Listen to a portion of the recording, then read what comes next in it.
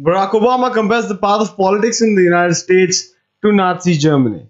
Now, former President Barack Obama warns America that you must be vigilant in your defense of democracy or risk following the path of Nazi Germany in the 1930s. During his speech on Tuesday, Obama pointed to Hitler's rise of power in Germany as he implored the audiences to pay attention and vote. The world stood still and shockwaves were sent when President Trump made the announcement that Jerusalem will now be the official recognized capital of Israel. Now, there is a lot of controversy behind this, and the entire Israel-Palestine conflict has been based solely around this issue. As a matter of fact, there has been so much around this issue that post the announcement, there has been a lot that went down. Let me try and catch you guys up.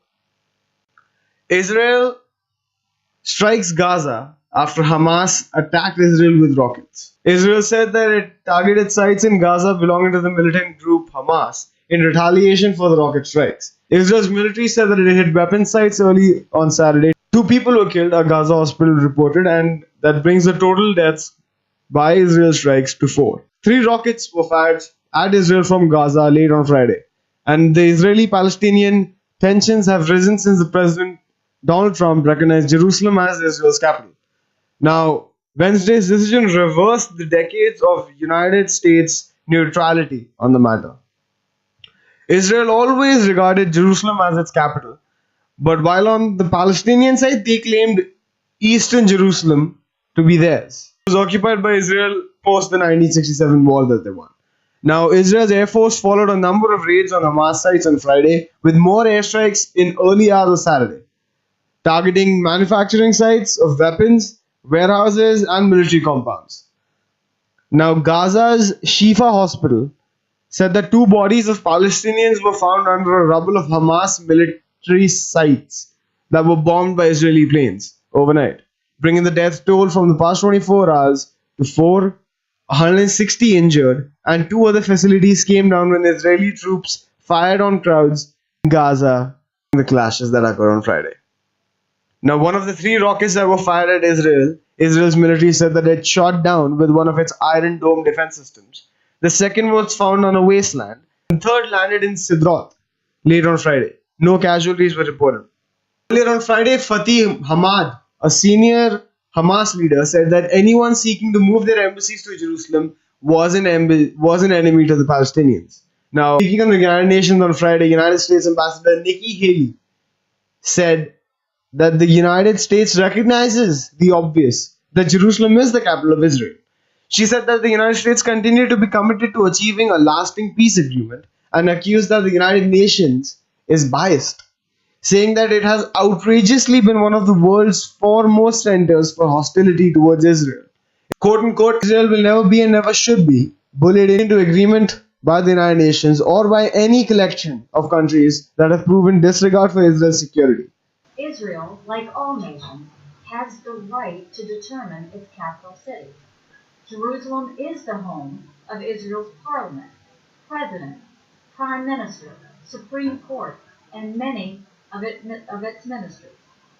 It is simple common sense that foreign embassies be located there. I will not let this moment pass without a comment about the United Nations itself. Over many years, the United Nations has outrageously been of the world's foremost centers of hostility towards Israel. The UN has done much more damage to the prospects for Middle East peace than to advance. Mrs. Haley added. Now, Israel deployed extra battalions to the West Bank in anticipation of violence after Palestine's leader called for protest after the Friday prayers. At least 217 Palestinians were wounded in confrontations in the West Bank, East Jerusalem, as reported by the Palestinian medics. Jerusalem is of huge importance to both Israel as well as Palestine. Now, it contains sites major in 3 major monotheistic faiths: Judaism, Islam, and Christianity. Now, Israel occupied the eastern sector previously occupied by Jordan in 1967 and annexed it in the year 1980, but the move was never really internationally recognized.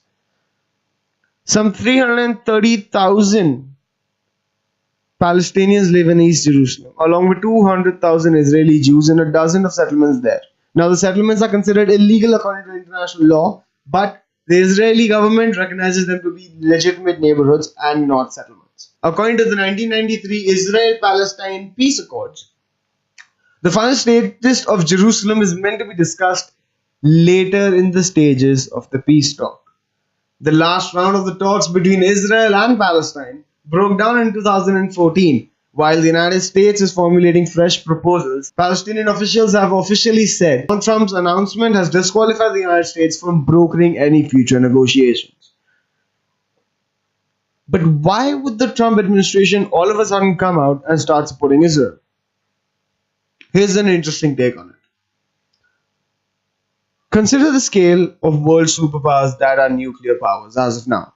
In the scenario in which the entire world is supposed to break off into nuclear war, no one wants that. But consider for this example that it does.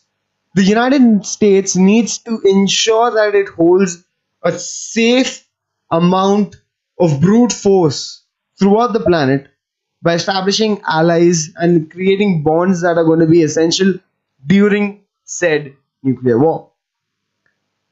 Israel has been suspected to be harboring the nuclear triad, or maybe weapons of mass destruction, or maybe ICBMs. They haven't really disclosed their nuclear capabilities, which is interesting here. Because before this, each administration played its part, tried dissolving the issues in the Middle East, tried dissolving the issues surrounding Jerusalem. When they realized that it was not possible, they let it slide. They played neutral. But Donald Trump didn't. He came out and made a huge claim that affected the entire world. Now, another very good take on this was taken up by the Young Turks when they took up the topic about how it completely dictates the fact that it was his donors that made this decision that he should announce Israel's capital to be Jerusalem. But there is another more tactical approach behind this if you go to see. Israel can be harboring one of the greatest nuclear arsenals out there, which the United States will need in the scenario in which they need to threaten North Korea and its allies that look, we have more countries in coordination with us that have nuclear power. If you go against us, this will go south real quick for everybody, especially you. The odds of our people surviving are going to be significantly greater than the odds of your people and your country surviving the aftermath. Diplomatically, that makes more sense.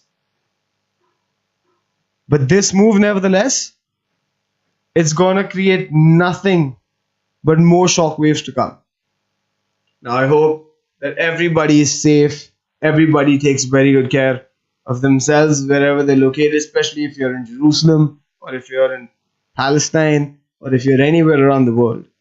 Peace, love, happiness, togetherness, humanity. Keep these titles in your head, please, before you go out and start being people who discriminate against their own kind. We're humans first. Look at yourself on a bigger scale. Take yourself out of the equation and put yourself on another planet. Now, if you're surrounded by 10 other humans on that planet, you're going to go to them irrelevant of the fact that there might be some other creed, caste, sex, religion, whatever. The point is, humanity needs to stick together. Now, more than ever. Peace.